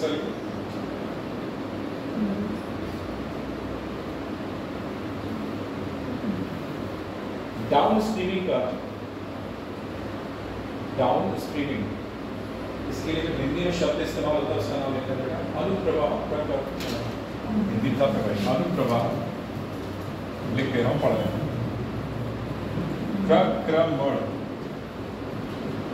अनुप्रवाह इसी को बोलते हैं डाउन स्ट्रीमिंग।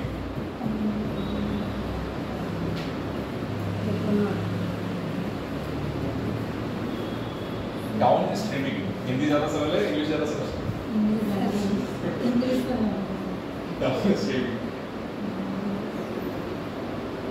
डाउन स्ट्रीमिंग तकनीक का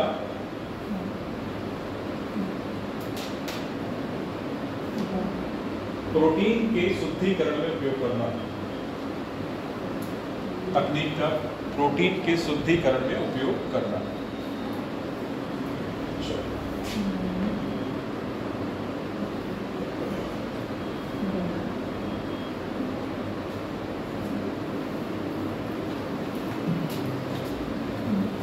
पहला नंबर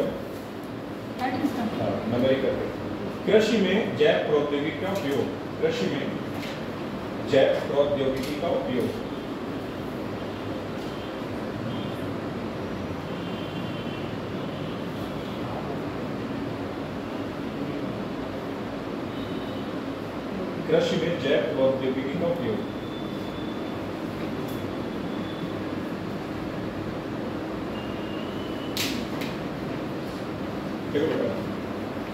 अगर हम कोई भी खेती की बात करें, कहीं भी अगर हमें कोई खेती करना है तो वहाँ पर 3 पहलू हो सकते हैं। पहला केमिकल बेस्ड फर्टिलाइजर का इस्तेमाल करना, जो कि क्या करेगा, पर्यावरण को दूषित करता है। ध्यान से जो केमिकल बेस्ड फर्टिलाइजर होते हैं पर्यावरण को क्या करेंगे, दूषित करेंगे। कैसे करेंगे? हमने कोई भी पेस्टिसाइड का छिड़काव किया, छिड़काव करने के बाद वो कहाँ आया, ज़मीन में आया, ज़मीन दूषित हुई, ज़मीन के माध्यम से अंडरग्राउंड पानी में गया, पानी दूषित हुआ, और उन्हीं पेस्टिसाइड का छिड़काव अगर हम कर रहे हैं तो हवा में कुछ पड़ जा रहा है तो हवा भी दूषित हो रही है। ठीक है, तो पर्यावरण के सभी पहलू को क्या करते हैं, दूषित करते हैं केमिकल फर्टिलाइजर। ठीक, पहला पहलू ये होगा। दूसरा पहलू क्या है, अगर हम खेती करना चाहते हैं तो ऑर्गेनिक फार्मिंग को बढ़ावा दें। ऑर्गेनिक फार्मिंग का मतलब है कि हम जो जैव बायो फर्टिलाइजर्स हैं उनका इस्तेमाल करें। ठीक है, बायो फर्टिलाइजर का इस्तेमाल करें। जैसे ढैंचा नाम सुना है, गाँव में होता है। ढैंचा के एक तरीके से बायो फर्टिलाइजर है, और इस तरीके से एक जानवरों का चारा होता है, उसको क्या जानवरों को क्या कहते हैं, बरसीम होती है ना, बरसीम भी क्या है, बायो फर्टिलाइजर है। बरसीम भी क्या है बेटा, बायो फर्टिलाइजर है। ये सारे के सारे कैसे इस्तेमाल होते हैं, बायो फर्टिलाइजर के तौर पर। एक टर्म और सुना होगा, एजोला। एजोला कहाँ इस्तेमाल होता है, धान की खेती में एजोला का इस्तेमाल होता है। एजोला का इस्तेमाल क्या होता है, एक एजोला क्या है बड़ा, एक फर्म है, टेरिडोफाइट के ग्रुप में आता है। तो एजोला धान की खेती में इस्तेमाल होता है। तो ये सारे के सारे क्या है, बायो फर्टिलाइजर का काम करते हैं। होता क्या है, जैसे ही हमने ढैंचा की फसल लगाई और ढैंचा अप्रॉक्स लगभग 1 फुट बड़ा हुआ और उसको हमने उसी खेत में जोत दिया। ठीक है, तो जोतने के बाद जो उसके अवशेष भूमि में मिलेंगे वो क्या कहलाएंगे, एक तरीके से फर्टिलाइजर का काम करेंगे। ठीक है, ऐसे ही बरसीम है। बरसीम को क्या करा हमने, जैसे वो उगी थोड़ी सी बड़ी हुई उसको वहीं उसको फिर से खेत में जोड़ दिया तो वो क्या कहलाएगा, बायो फर्टिलाइजर का काम करेगा। तो ये सारे के सारे बायो फर्टिलाइजर का काम करते हैं और ये ऑर्गेनिक फार्मिंग को बढ़ावा देते हैं। ठीक है, तो एक तो पहलू ये। तीसरा पहलू क्या है हमारा कि हम ऐसी किस्मों का इस्तेमाल करें जहाँ हमें फर्टिलाइजर की आवश्यकता ही ना हो। तीसरा पहलू बेटा क्या है हमारा कि हम ऐसी किस्मों का इस्तेमाल करें या ऐसे पौधों का या ऐसी फसलों का इस्तेमाल करें जहाँ हमें किसी प्रकार के फसलों की जहाँ हमें किसी प्रकार के फर्टिलाइजर की आवश्यकता ही ना हो। ठीक है, तो ऐसी फसलें क्या कहलाती हैं, जेनेटिकली मॉडिफाइड क्रॉप्स कहलाती हैं, आनुवंशिकता रूपांतरित फसलें कहलाती हैं। उसको हिंदी में बोलेंगे तो क्या बोलेंगे, आनुवंशिकता रूपांतरित फसलें जेनेटिकली मॉडिफाइड क्रॉप्स कहलाती हैं। ठीक है, और ये हम कैसे बनाते हैं, बायोटेक के माध्यम से बनाते हैं। कैसे बनाते हैं, विभिन्न जो भी हमारी फसलें हैं उनके जीन में कुछ चेंजेस करके हम ऐसी फसलों का निर्माण करते हैं। ठीक, तो कृषि के 3 पहलू हो गए। पहला, या तो हम केमिकल फर्टिलाइजर का इस्तेमाल करें जो कि हमारे पर्यावरण को नुकसान पहुंचाता है। दूसरा, ऑर्गेनिक फार्मिंग का इस्तेमाल करें। ऑर्गेनिक फार्मिंग का मतलब है कि हम बायो फर्टिलाइजर वगैरह का इस्तेमाल करें, कम से कम पेस्टिसाइड का इस्तेमाल करें। ठीक है, तीसरा क्या है कि हम ऐसी किस्मों का इस्तेमाल करें जिनके लिए फर्टिलाइजर की आवश्यकता ही ना हो, मीन्स जेनेटिकली मॉडिफाइड क्रॉप्स की आवश्यकता है, उनका जो है उगाएं, ऐसी फसलों को उगाएं जिनमें फर्टिलाइजर की आवश्यकता है। बात समझे। अच्छा, इससे पहले एक चीज़ और याद रखना है, जो ग्रीन रिवॉल्यूशन हुआ था, ग्रीन रिवॉल्यूशन को श्रेय किसे दिया था? ग्रीन रिवॉल्यूशन का नॉर्मन बोरलॉग का नाम सुना है? नॉर्मन बोरलॉग सुना है? कितने लोगों ने सुना है? नॉर्मन ई बोरलॉग का नाम सुना है? नहीं सुना है? ग्रीन रिवॉल्यूशन यानी हरित क्रांति को लाने का श्रेय विश्व में इन्हीं को दिया जाता है। और ग्रीन रिवॉल्यूशन शब्द दिया था विलियम गॉड ने दिया था। और भारत में हरित क्रांति का जनक कहा जाता है MS स्वामीनाथन को। तो ये सारी बातें याद रखना है। ठीक, विश्व में हरित क्रांति लाने का श्रेय किसे दिया था? नॉर्मन ई बोरलॉग को। और ग्रीन रिवॉल्यूशन शब्द दिया किसने था? विलियम गॉड ने दिया। और भारत में हरित क्रांति का जनक कौन चला रहा है? MS स्वामीनाथन। ठीक है, तो ये कुछ बातें हैं जो कि याद रखनी, जरा इन्हीं को लिखना है पहले। चलो, ठीक है। खाद्य उत्पादन में वृद्धि हेतु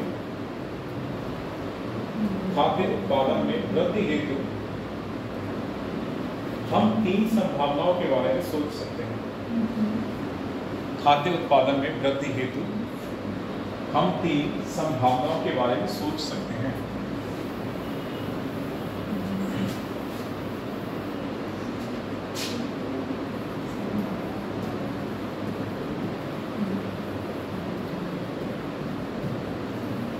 नंबर 1,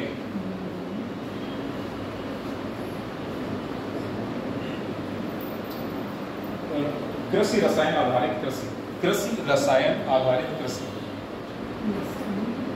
नंबर 1, कृषि रसायन आधारित कृषि। इसी को बोलते हैं केमिकल फर्टिलाइजर बेस्ड फार्मिंग। कृषि रसायन आधारित कृषि, इसको बोलते हैं केमिकल फर्टिलाइजर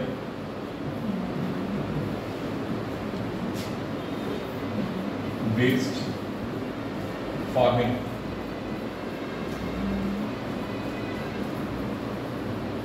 ठीक है। नंबर 2,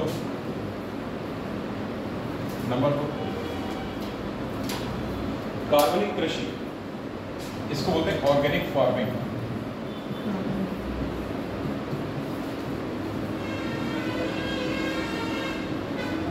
कार्बनिक कृषि ब्रैकेट में लिखो ऑर्गेनिक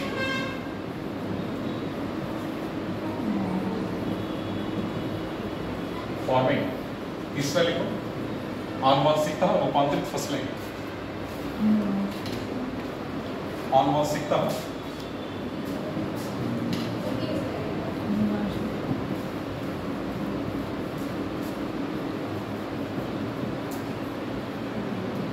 रूपांतरित फसलें। और इंग्लिश में लिखो यहाँ पे जेनेटिकली मॉडिफाइड क्रॉप्स।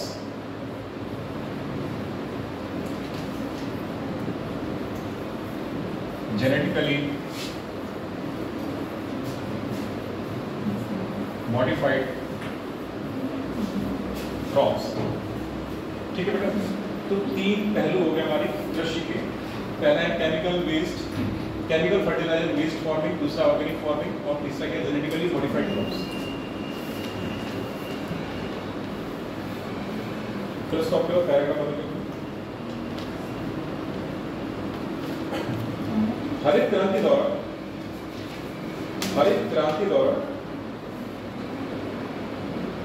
हरित क्रांति द्वारा खाद्य आपूर्ति में हरित क्रांति द्वारा खाद्य आपूर्ति में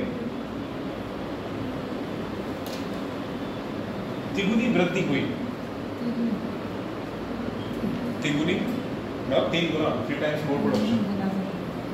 तिगुनी वृद्धि हुई, बावजूद इसके बढ़ती जनसंख्या का पेट भर पाना, बावजूद इसके बढ़ती जनसंख्या का पेट भर पाना संभव नहीं। बावजूद इसके बढ़ती जनसंख्या का पेट भर पाना संभव नहीं। बेटा यहाँ पे जरा रुकना, थोड़ा सा सेंटेंस अपना पूरा करो फिर टेक।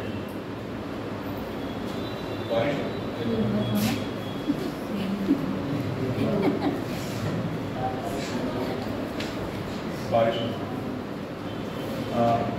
होने लगी। कभी भी क्वेश्चन पूछा जाए कि हरित क्रांति के माध्यम से खाद्यान्न उत्पादन में कितनी वृद्धि हुई? तिगुनी, 3 गुना। 3 गुना को अंडरलाइन करो आप, ये इंपॉर्टेंट पॉइंट है। हरित क्रांति के माध्यम से खाद्यान्न उत्पादन में कितनी वृद्धि हुई? 3 गुना। बावजूद इसके जो है बढ़ती जनसंख्या का पेट भर पाना संभव नहीं है, क्योंकि जनसंख्या की वृद्धि दर क्या है? बहुत ज्यादा है, ज्योमेट्रिकली बढ़ती जनसंख्या। ठीक है, तो ये चीज है। अगली लाइन से उत्पादन में वृद्धि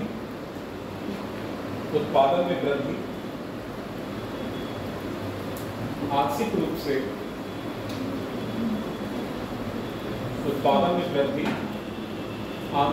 से उन्नत किस्मों की फसलों के उपयोग के कारण है। उन्नत किस्मों की फसलों के उपयोग के कारण है।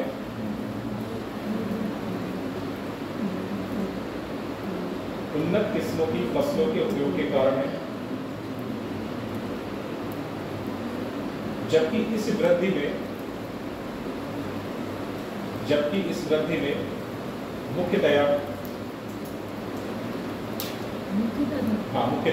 जबकि इस वृद्धि में मुख्यतया उत्तम प्रबंधकीय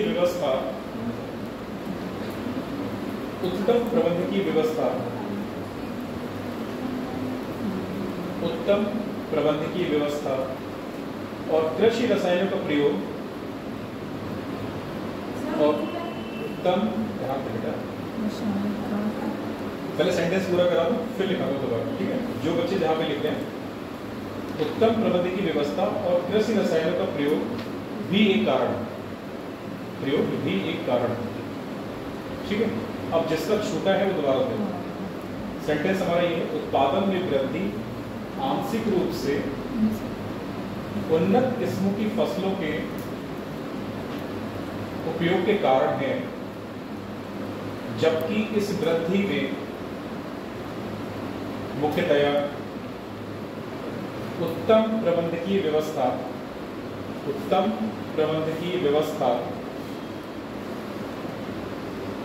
और कृषि रसायनों का प्रयोग भी एक कारण है। जरा बोर्ड पे ध्यान दो। मैंने जो बातें लिखाई है ना उसको एक बार समराइज करना है। देखो बेटा, हरित क्रांति की बात करें, यहाँ पे अगर हम हरित क्रांति खाद्यान्न उत्पादन में कितनी वृद्धि हो रही है? तिगुनी। तो खाद्यान्न उत्पादन में वृद्धि कितनी बेटा? तिगुनी। और ये वृद्धि संभव कैसे हुई है? तिगुनी वृद्धि संभव कैसे हुई, जरा इसको देखो। ये जो तिगुनी वृद्धि है,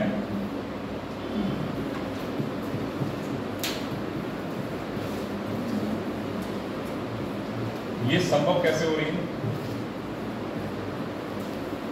इसका सबसे पहला कारण उन्नत किस्मों की फसल का इस्तेमाल करना है। तो उन्नत किस्मों का इस्तेमाल, उन्नत किस्मों का इस्तेमाल जो बातें हमने लिखी है बस बोर्ड पे उसको समराइज करें। उन्नत किस्मों का इस्तेमाल। दूसरा कारण क्या है? प्रबंध की व्यवस्था। पहला कारण का ये है, फर्स्ट कारण ये है। दूसरा कारण ये है हमारा कृषि रसायनों का प्रयोग, प्रबंध की व्यवस्था। और तीसरा कारण क्या है? कृषि रसायनों का प्रयोग।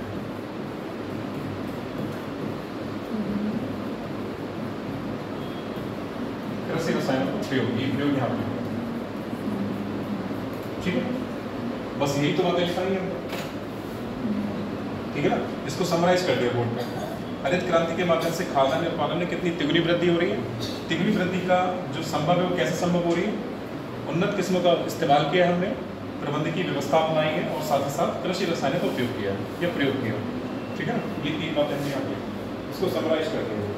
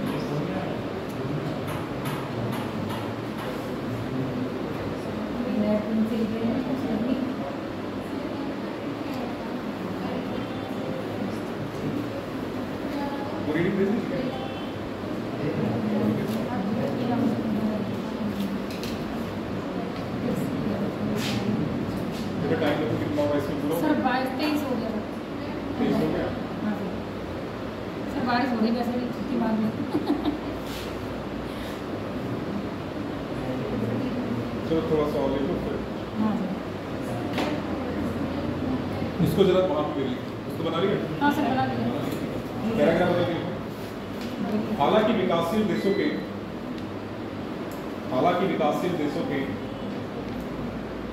किसानों के लिए कृषि रसायन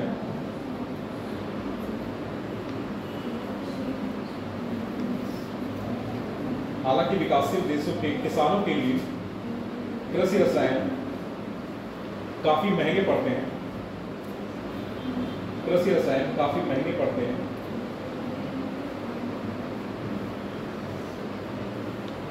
वह परंपरागत प्रजनन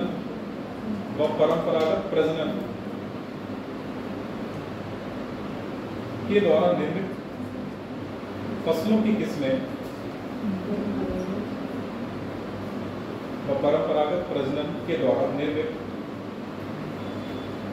की किस्में उत्पादन में पर्याप्त वृद्धि नहीं ला पाती। उत्पादन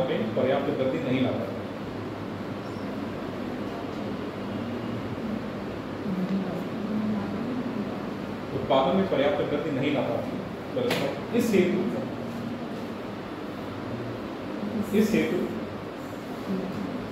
कृषि में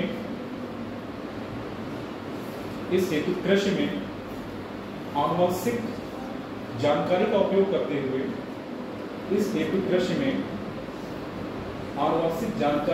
करते हुए किसान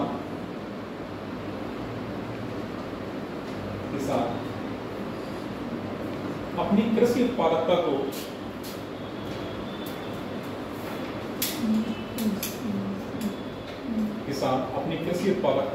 बढ़ा सकते हैं।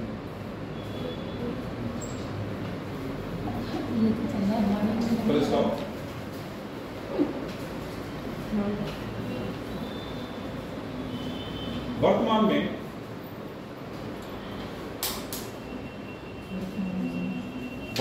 में आनुवंशिकता रूपांतरित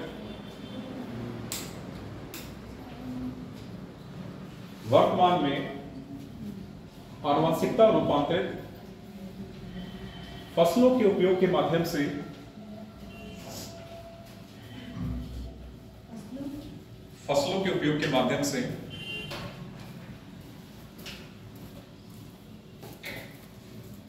कृषि आधारित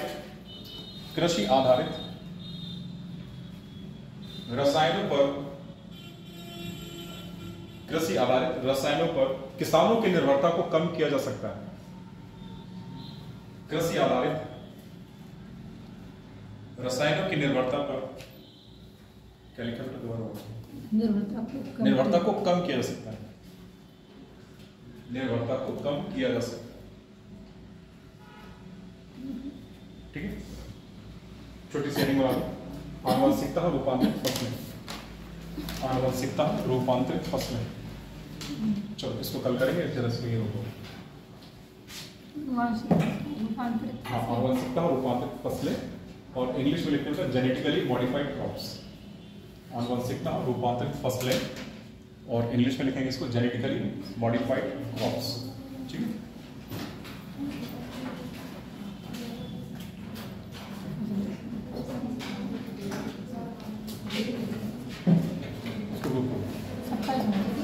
है, सत्ताईस हो गया।